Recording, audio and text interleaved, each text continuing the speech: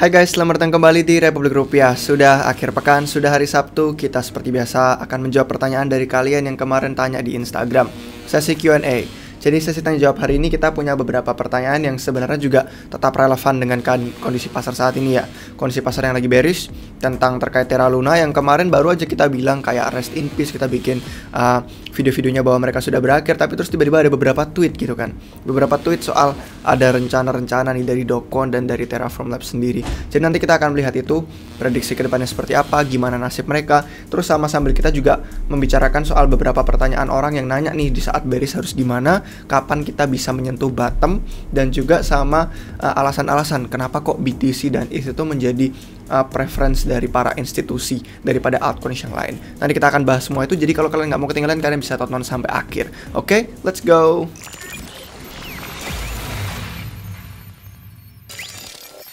Hai guys, selamat datang kembali di Republik Rupiah. Kalian baru mulai perjalanan kripto dan butuh informasi lebih lanjut, atau sudah berpengalaman dan ingin menyelam lebih dalam? Mari bergabung menjadi anggota Republik Rupiah. Sebagai anggota, kalian akan mendapatkan rangkuman dan komentar pasar, update portofolio tim RR, riset koin dan token kripto, peluang airdrop, ICO, DeFi, dan NFT, video tutorial dan kursus, serta akses ke perpustakaan dan banyak lagi alat riset kami. Temukan semua harga dan link pendaftaran keanggotaan di deskripsi video ini. Cek juga website republikrupiah.com kami dengan berbagai artikel berita, blog edukasi, semuanya ini gratis, dan juga ada link ke ratusan video YouTube kami. Kalian juga bisa beli merchandise RR yang keren. Baik guys, jadi kita langsung masuk aja ya ke pertanyaan yang pertama nih. Pertanyaan pertama ini dari Tommy Paradise, sama Dodi Virgo, sama Wakit Rianto, sama Not Toxley. Jadi kalian bisa lihat di layar ada 4 pertanyaan sekaligus yang semuanya nanyain soal Luna. Yang pertama nanya soal prediksi harga Terra Luna ke depan. Yang kedua nanya bagaimana nasib Luna ke depan, bisakah bullish lagi. Yang ketiga nanya soal nasib UST, kalau Luna jadi 0, apakah akan ikutan 0 juga. Terus yang keempat nanya soal kejadian Terra ini, apakah merupakan akhir dari stablecoin. Jadi itu akan semua kita jawab di saat yang bersamaan aja ya. Jadi kita balas nih, untuk akhir dari stablecoins ini bukan akhir dari stablecoins, karena stablecoins itu adalah suatu aset yang benar-benar penting, sangat esensial untuk perdagangan kripto. Karena kita tidak bisa namanya menggunakan aset yang volatil untuk melakukan perdagangan secara lancar. Itu diperlukan untuk likuiditas pasar yang bagus. Jadi stablecoins merupakan pemegang kunci yang penting. Itulah kenapa kayak USDT Tether yang saat ini masih merupakan stablecoin terbesar menurut market cap, itu meskipun banyak banget dari bertahun-tahun sebelumnya kena FUD, kena banyak banget rumor negatif, tetap yang terbesar. Terus USDC yang kemudian lebih disukain orang karena mereka lebih rutin ngasih audit dan lain-lain, terus akhirnya jadi yang terbesar kedua. Terus dengan adanya ya peristiwa seperti UST, kita jadi belajar gitu kan bahwa ternyata eksperimen algoritmis stablecoin itu masih merupakan eksperimen yang cukup berisiko. Jadi kita bisa melihat semua stablecoin ini sebenarnya merupakan penyumbang kontribusi besar gitu kan di alam kripto. Penting untuk perdagangan, jadi ini bukan akhir dari stablecoins. Tapi kalau misalkan kita ngomongin soal akhir dari awal eksperimen stablecoin yang macam-macam, bedanya mungkin aja ini akhir dari awal eksperimen gitu kan. Kalau kalian ngerti maksud saya akhir dari awal eksperimen, karena kita semua bereksperimen di sini terkait stablecoin yang ada algoritmis gitu kan. UST nggak ada backingan aset. Baru aja kemarin belum lama mereka beli BTC, tapi itu bukan backingan aset yang sudah mereka rencanakan sejak lama di white paper. Terus ada juga Luna yang sebenarnya merupakan pengorbanan lebih sih, kayak itu dikorbanin untuk adanya UST. Jadi kayak Luna nggak ada backingan, UST nggak ada backingan, dua-duanya aset volatil yang tidak ada backingan yang kemudian saling mendukung satu sama lain. Makanya kita bisa melihat eksperimen algoritmisnya ternyata ya kacau, ternyata hancur. Jadi bisa aja kalau ini akhir dari eksperimen itu. Tapi kalau misalkan akhir dari stablecoins, enggak. Ada banyak stablecoin soalnya, ada banyak stablecoin yang sebenarnya dibutuhkan di pasar, dan kita bisa melihat ada yang terpusat gitu kan, dikendalikan oleh perusahaan yang berdiri secara terpusat, yang mana seperti USDT, USDC, dan yang BUSD juga sebenarnya terkait sama Binance. Terus sama banyak lagi stablecoin yang terpusat. Tapi kalau kita melihat yang desentral pun ada yang kayak DAI, itu beda daripada USD. DAI malah over collateralized, punya backingan aset yang jadi agunan yang malah lebih daripada nilai stablecoin itu sendiri, daripada si DAI-nya sendiri. Jadi kalau kita bisa melihat itu ada banyak banget yang dipakai orang, banyak banget yang dibutuhkan, dan itu esensial untuk perdagangan kripto. Jadi bukan akhir dari stablecoins, nah malah kita tuh butuh banget.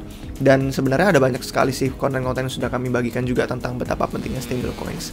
Lalu untuk nasib Terra, UST, dan Luna, jawabannya tidak ada yang tahu.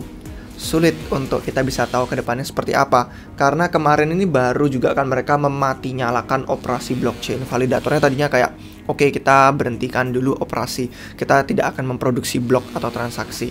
Terus mereka akhirnya menyalakan kembali. Terus setelah dinyalakan lagi, setelah di resume dilanjutin, mereka matiin lagi gitu kan. Jadi kayak kita bisa melihat betapa terpusatnya jaringan Terra, di mana mereka bisa semena-mena, sewenang-wenang, kalau pengen dimatiin ya udah matiin, kalau pengen nyala dinyalain lagi. Jadi itu pentingnya desentralisasi yang sering banget kami ngomongin. Itulah filosofis utama dari kripto yang kami suka juga. Tapi kalau misalkan kita ngeliat dari tweet kayak dari Dokon, dari akun Twitter resminya Terra, itu ada beberapa yang mereka bilang ada rencana untuk memulihkan ini, dan ada si Dokonnya sendiri berusaha untuk mengembalikan gitu kan kerugian-kerugian, entah dalam bentuk dia nelponin teman-teman, nelponin anggota keluarga dan lain-lain yang benar-benar terlibat, nelponin investor gitu kan. Dia kayak berusaha untuk reach out ke orang-orang yang rugi.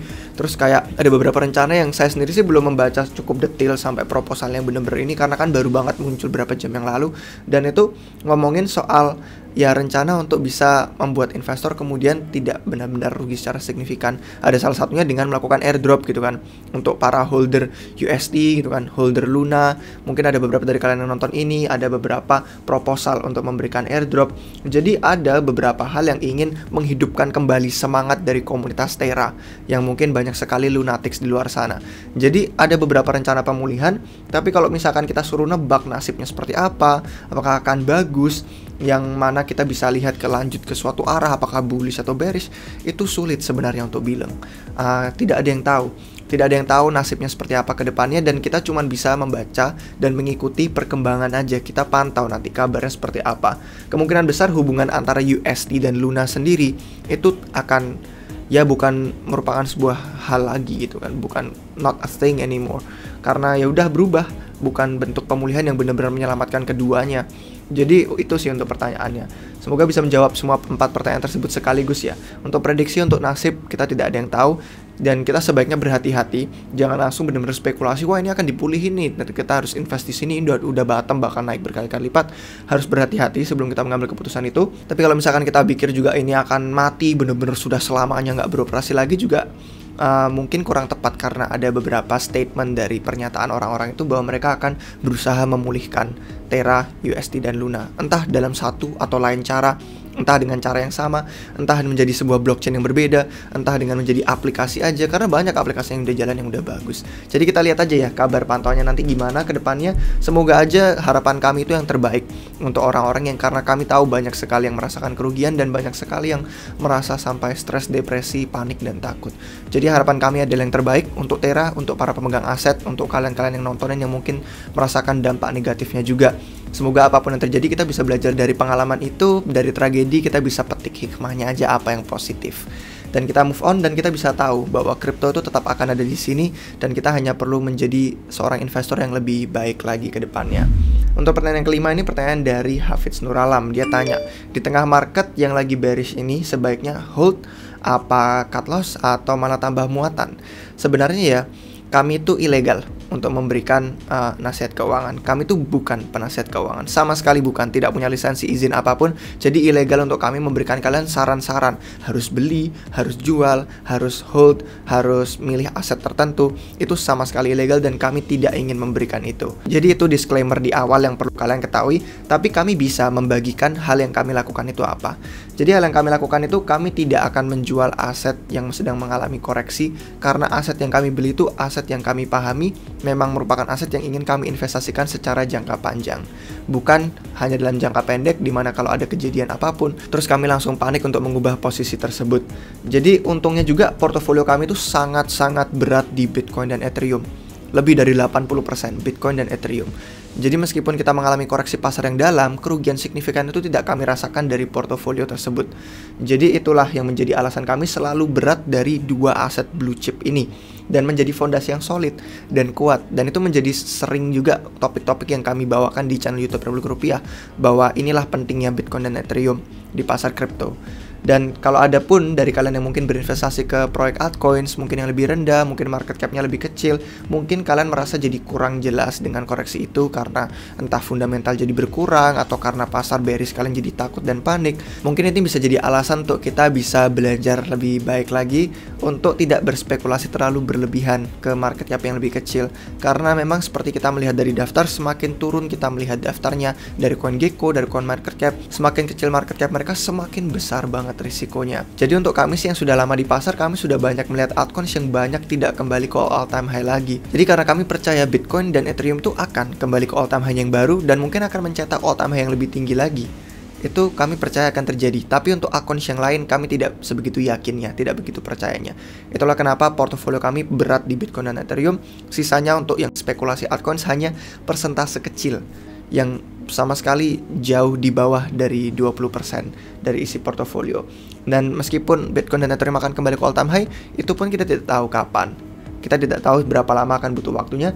Itulah kenapa kami selalu konservatif dengan manajemen risiko.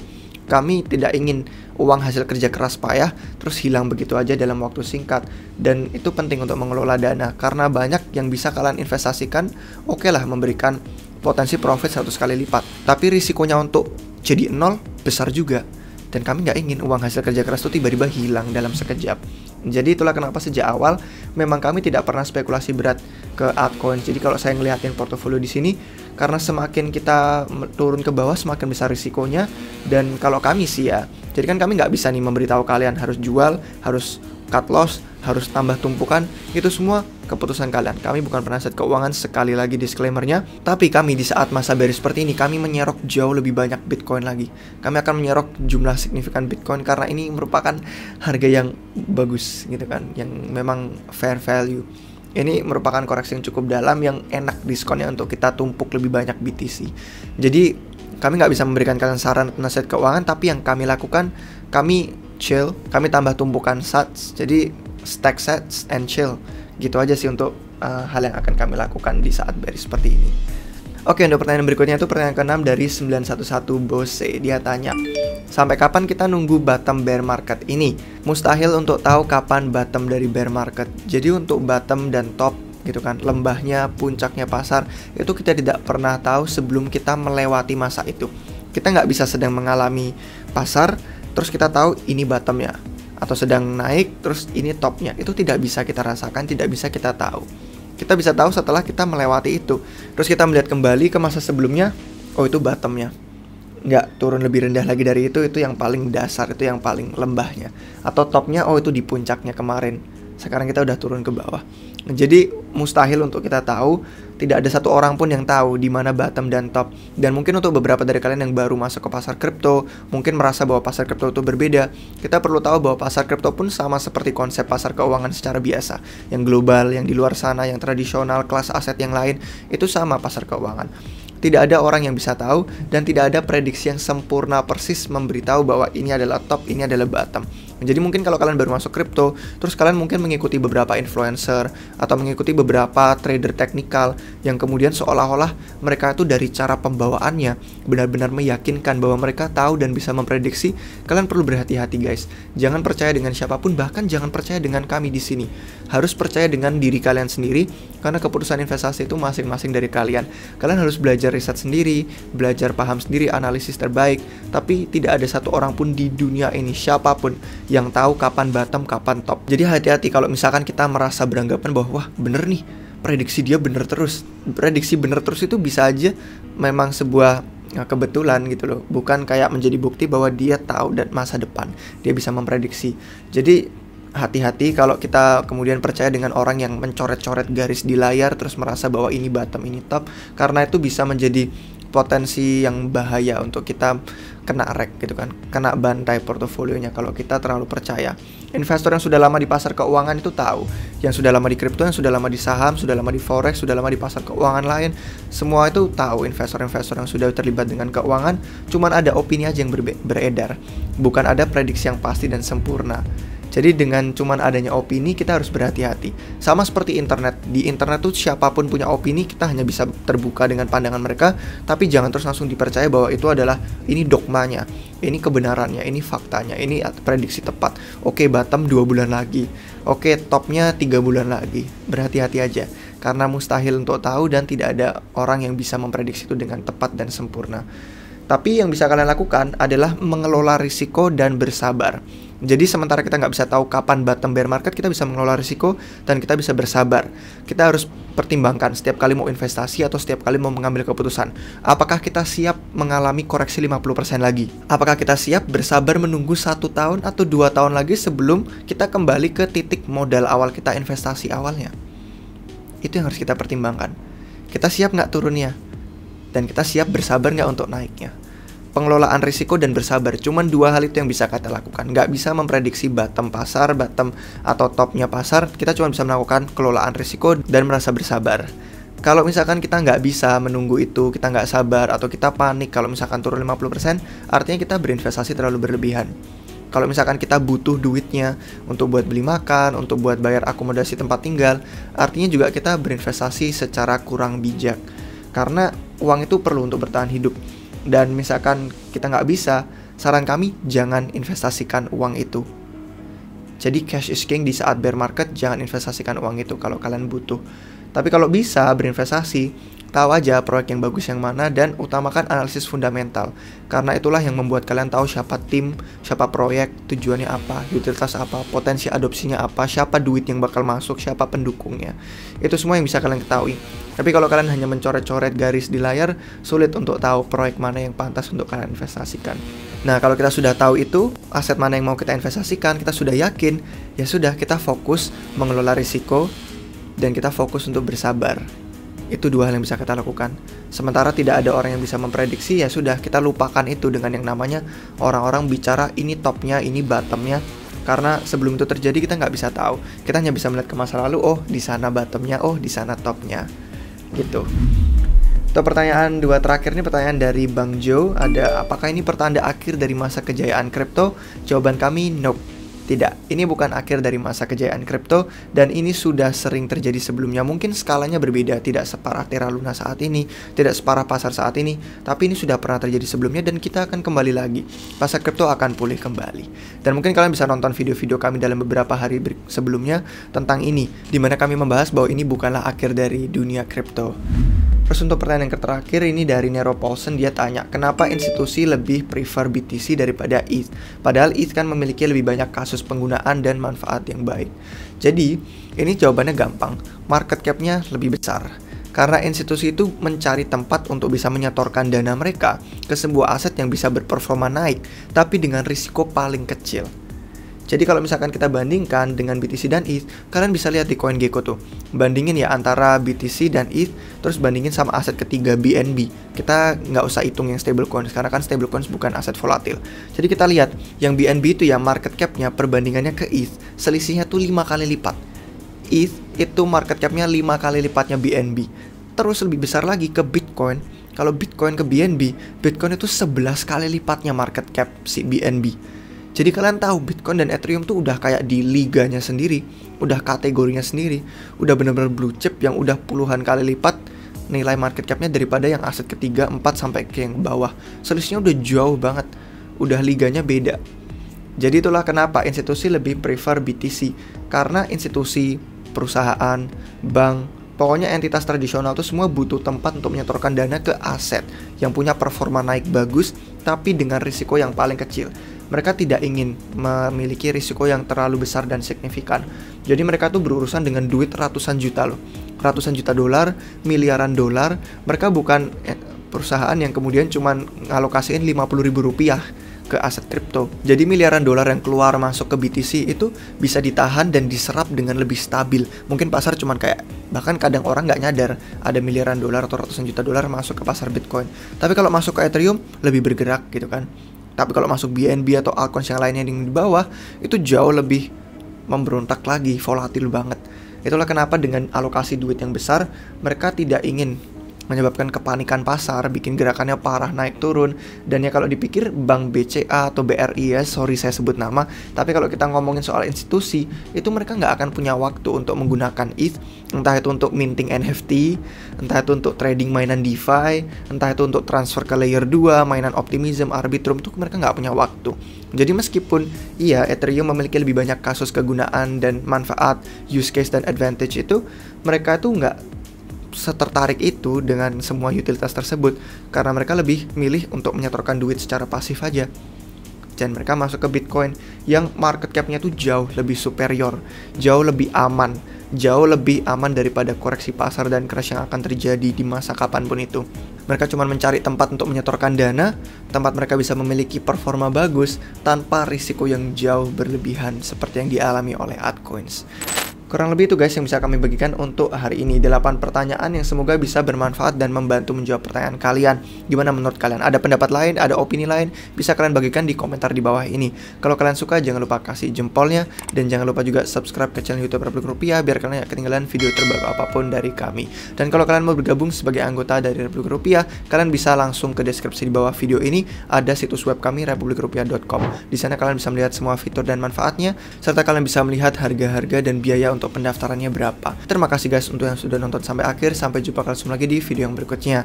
Cheers.